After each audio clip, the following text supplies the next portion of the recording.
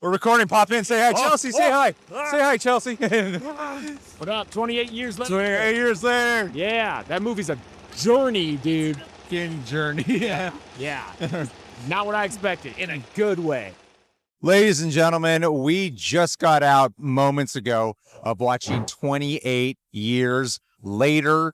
This is a film that is highly anticipated, and some people told me before watching it that it's probably going to be controversial, and I was like, really? I looked on Rotten Tomatoes, it's got like a 95%, and after watching it, I'm like, oh, this might be divisive amongst audiences. Yeah. I understand. Particular. Such like a filmy movie, but man, is it an experimental time at the movie theaters? I'll tell you that much, guys. Is. So please leave a like on this video. Look, the trailers don't really tell you what the plot's about. If you know the world of 28 days later, or more so 28 weeks later, it takes place 28 years later, and you're looking at how society has now adapted and formed. John, I will let you please have your, what is like the first thing that comes to mind? I think this is like an experience. What is the first thing that comes to mind with this experience? It absolutely is an experience. And I guess the first thing that comes to my mind is just the aura, the atmosphere that Danny Boyle and Alex Garland have returned to craft with this.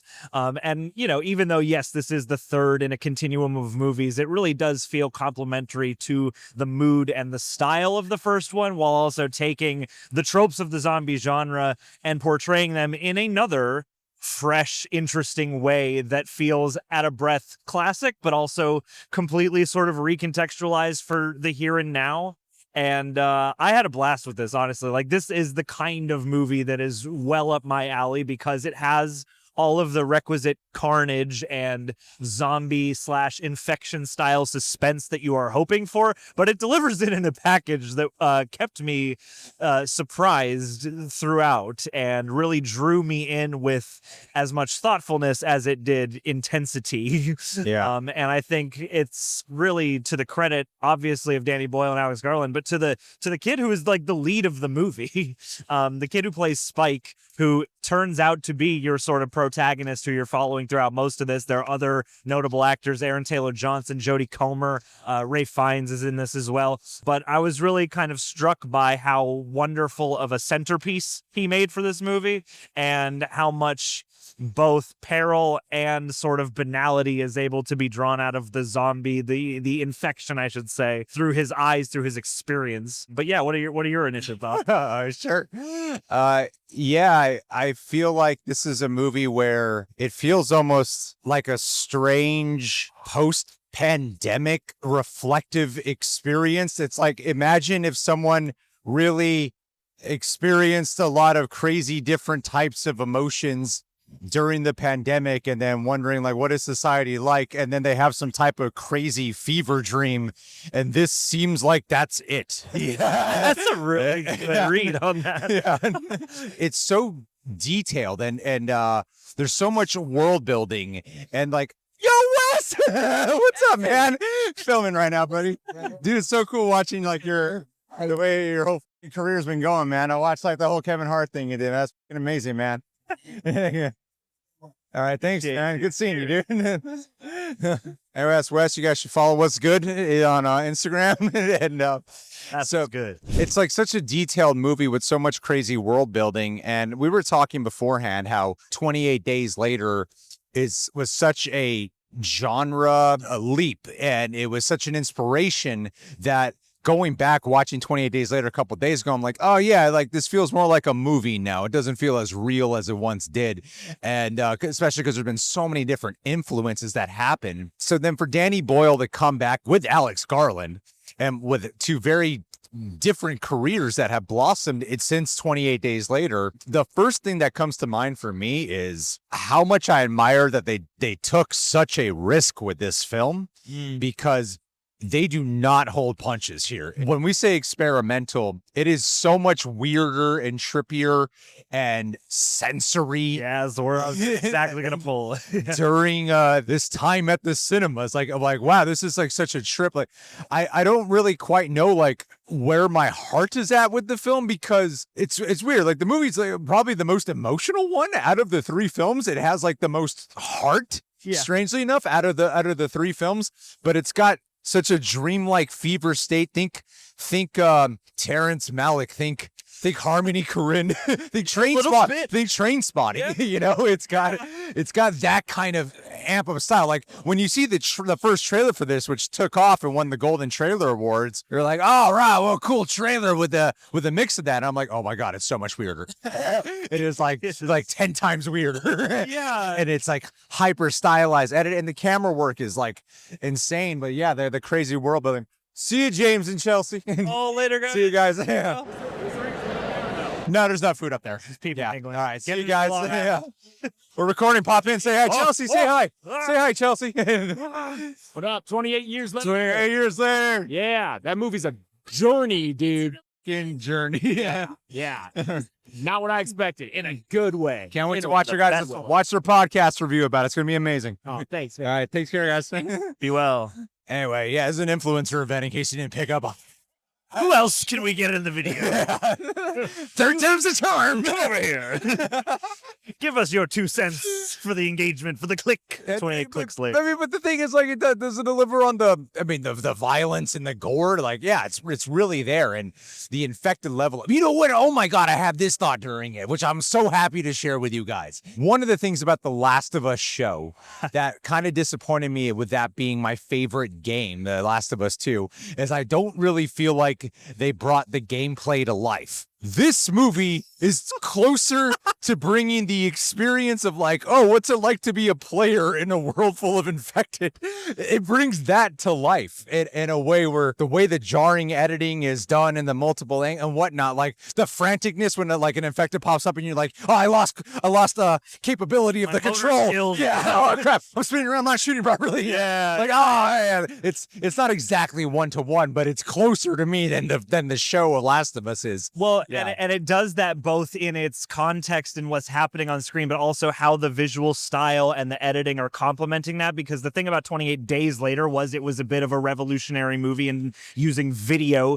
to capture all this, or at least, you know, like camcorder style cinematography. And this, I don't know if it's 100%, but it is largely shot, I believe, on iPhones as well as drones and stuff like that. And that gives it this familiar texture that we're all used to looking at constantly. You're looking at it right now. Yeah. And the way that literal look of the image adds to the film, as well as then the hyper frantic editing that feels like a stream of consciousness, brings it all together. Is like a really beautiful way to not only return to the context of this world, but also like do an interesting creative angle on how to capture, how to bring it to life, you know, in the tradition of the original movie. And yeah, the way that makes it feel like this strange Vision Quest fever dream is really striking. And it's similarly kind of a road movie as the first one especially is, and the second one has elements of, but it also does feel like you are just sort of traversing and exploring and just taking in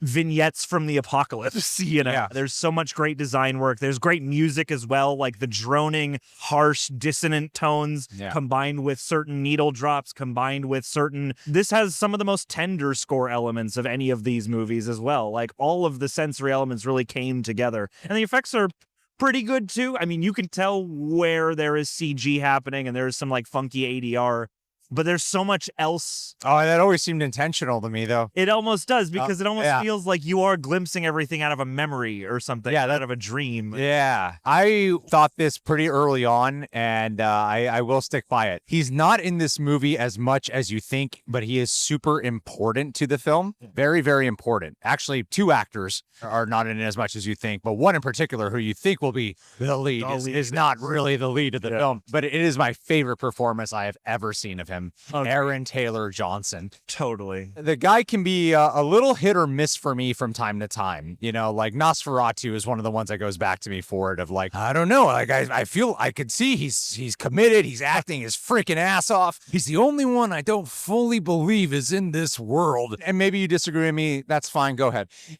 When it comes to this, nah, he is like 1,000,000% inhabiting this, and he's incredibly believable. Yeah. And he's awesome in it, but he's flawed. And I really loved what he brought to this role. Like you shouted out, hello, like you shouted out the kid who plays Spike. Yeah. I want to shout that out too, because one of my criticisms with the other movies, I don't feel like they did a great job on casting kids. Yeah. I don't feel like the kids are very, like in 28 Days Later, the little girl is the one, she's an adult now, so I don't feel as bad saying it. But that one, I was like, hey, you're the one part of this that really doesn't feel believable. Yeah. This kid is incredibly believable and manages to really hold down the film really well. And yeah, like Jodie Comer, Red Fiennes, great presence as well. I don't want to give too much away. I will say, though, that now that it's been like 15 minutes since we saw it. Yeah. I do think there are some parts of it that kind of suffer from the fact that it is a part one. Like, I think a lot of people are going to be showing up to this looking at it as part 3 of a trilogy, which technically it is. But really, the movie's way more of a part 1 of a new trilogy. It's like a fulcrum, yeah. Yeah, so there's a lot of big ideas in this film. Most of them, I think, are cool because it's more of like a lived-in experience. It's not so much about like, hey, how did this come to be? And let's really understand why and get the origins of this. It's more about seeing how this society has, like, what is the new norms for in a world like this? And they really push that envelope because it's not so much about let's try to go back to the way it once was, which is what a lot of infected or zombie-like movies do. It's really like, what is the new norm? This is how it is here. Yeah. This is how it is over here. Yeah. Even more different, way out there where we can't get to. Yeah, 1,000%. Yeah. So, but sometimes it like the payoffs, I think for the most part, the payoffs are done really well. The ending of this movie, I think, is a thing that I'm gonna grab you or throw you. I mean, it is. I wish I could tease it, but it would be such a spoiler. Nothing you could say. But damn, you can tell people were reacting. I'm talking like the last like 5 to 10 minutes of this film. Yeah. We're like, and wow, this movie's been experimental, and they're really seeing how far they can get away with it this time, you know? Yeah, which I find very exciting, but I can absolutely see how this movie, being that it isn't as much of like a linear story, like even with the twists and turns the first movie takes, there's a certain kind of linear quality about the journey.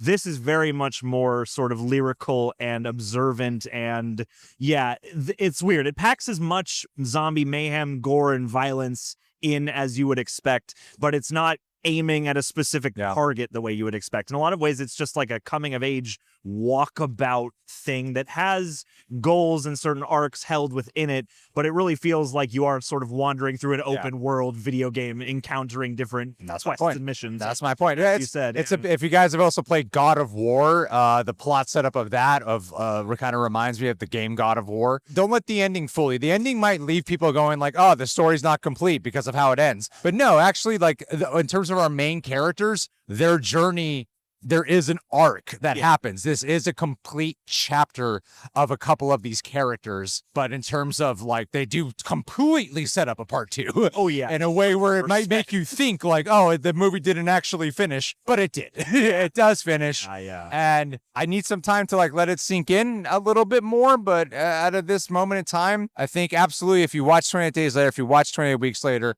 you don't even need to actually see those movies to understand this one whatsoever. That's one of the beauties of it. If you like the trailer, I say give this movie a shot. I would absolutely say go in, watch it. I want to watch it again. So if anything, that's a recommendation. Yeah. Absolutely. Yeah. I cannot wait to see this again. And I'm just really excited to see Danny Boyle and Alex Garland back with something that really is striking and full of life and vigor. And clearly they were inspired. I think one of the best things you can say about a Lego sequel, you know, like this could have gone wrong easily. And I think it's really admirable that they took the swings they did and sought to keep breaking ground with this stuff. So. For sure. All right, guys. Well, that's it.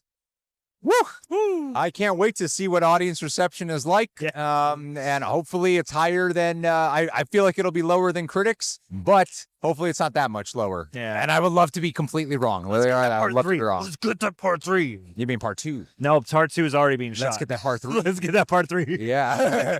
See you guys. Oh yeah, just for safety, I guess. Clap. Sure.